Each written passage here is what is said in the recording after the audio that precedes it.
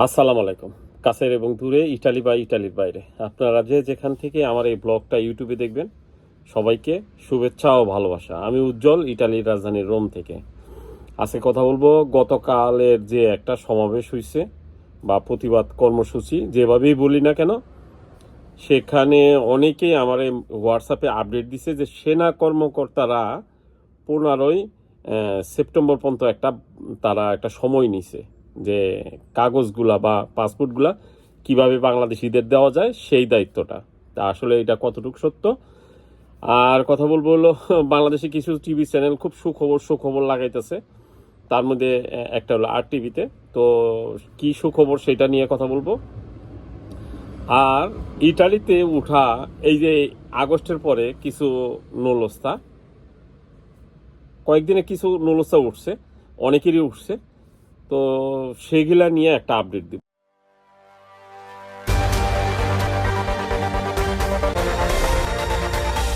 ইটালিতে আগস্টের পরে কিছু কিছু জায়গা থেকে নলস্তা উঠতেছে। তো আমারও খুব কাছের মানুষ একজন, দুই তিনটা নলস্তা উঠছে, দুইটা নলস্তা উঠছে স্পন্সারের। তাও এখন যে মানুষগুলা বাংলাদেশ থেকে আবেদন করছে, তারা তো প্রাথমিকভাবে তেমন টাকা দেয় নাই, শুধু আবেদনের করার যে টাকাটা সেইটা দিছে।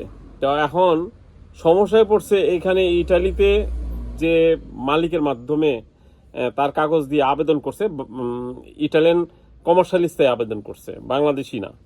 তো তারা এখন সমস্যায় পড়ছে যে নুলস্তা নিতে গেলেই তারে পে করতে হইব। আর এদিকে বাংলাদেশিরা এখন বাংলাদেশের যে সমস্যা, আর ভিসা দিবে কিনা, সামনে ভিসা পাবে কিনা, এইটা নিয়ে হইলো অনেক পেরেশানে। এটা কিন্তু বাস্তব সত্য। সামনে ভিসা পাবে কিনা বা ভিসা দিবে কিনা ইটালিয়ান সরকার বা এম্বাসি, এটা কিন্তু এখনো কেউ শিওর করে বলতে পারে না।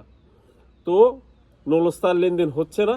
এর জন্য মধ্যস্থকারী, আগে মধ্যস্থকারীরা বিশাল পরিমাণ লাভ করত, এখন মধ্যস্থকারী বিশাল পরিমাণ লস দিতেছে।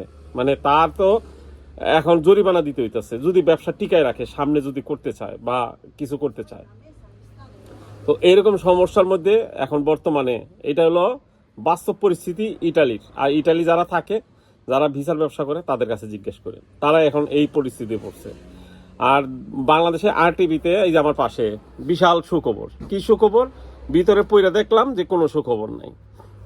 গতকাল যে আন্দোলন হয়েছে সেটার প্রেক্ষিতে অ্যাম্বাসিডার 4 মাসের সময় নিছে, আগামী 2025 সালে জানুয়ারি মাস পর্যন্ত। এর ভিতরে আজ পর্যায়ক্রমে সব পাসপোর্ট দেওয়ার তারা কথা বলছে, কিন্তু কোথাও কিন্তু লেখা নাই যে 100% এত তারিখের ভিতরে দিবে। কিন্তু তারা সুখবর এমনভাবে দিছে, মনে হইতেছে যে বাংলাদেশিরা পাসপোর্ট পেয়ে গেছে ভিসা সহ, বা যাদের জাল তারা শুধু পাসপোর্ট ফেরত পাবে। আসলে এরকম কোনো কিছুই ঘটে নাই। হ্যাঁ, সুখবরের কিছু নাই, তবে প্রত্যাশা করতেছি ইনশাল্লাহ ঘটবে।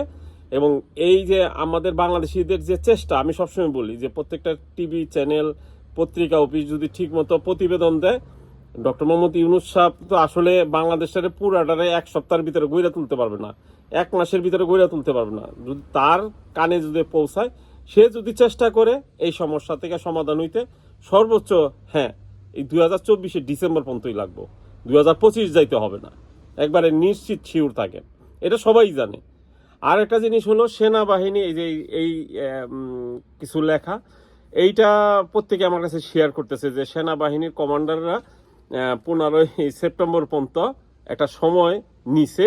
এর ভিতরে তারা ভিতরে থেকে কোনো দিনও কোনো বাংলাদেশে কোনো কর্মকর্তা, কোনো সেনাবাহিনী বা কোনো কেউই প্রবেশ কইরা কার ভিসা পাবে, কে পাবে না, কি করবে, বা বিএফএস গ্লোবাল বা ইটালিয়ান এম্বাসির সাথে কথা বলবে, এইটা কোনোদিনও সম্ভব না। কেউ এইটা এইটা এটা একটা মিথ্যা প্রচারণা। হ্যাঁ, তারা বাংলাদেশে পররাষ্ট্র মন্ত্রণালয় থেকে শুরু করে বিভিন্ন মন্ত্রণালয়, যারা দায়িত্ব সচিব থেকে শুরু করে উপদেষ্টা মণ্ডলী যারা আছে, তাদের কাছে রিকোয়েস্ট করতে পারে, কিন্তু কোনো দেশের অ্যাম্বাসিতে যাইয়া ফোর্স করতে পারবে না, সেখানে যাইয়া তারা এটা নিয়ে কন্ট্রোলও করতে পারবে না। তবে এটা সম্পূর্ণ মিথ্যা কথা।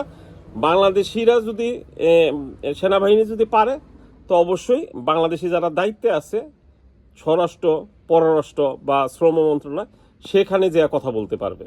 তো আশা করি যে অতি শীঘ্রই আমাদের প্রধান উপদেষ্টা ডক্টর মোহাম্মদ ইউনূস ইটালিতে আসার জন্য যারা পাসপোর্ট জমা দিছে সেই সমস্যা সমাধান হবে। আমি সবসময় বলি এবং আমি অবশ্যই ধৈর্য ধরে অপেক্ষা করতে বলি এবং তার কান পর্যন্ত পৌঁছাইলেই ইনশাল্লাহ সমাধান হবে। ভালো থাকবেন সবাই, দোয়া করবেন। আসসালামু আলাইকুম।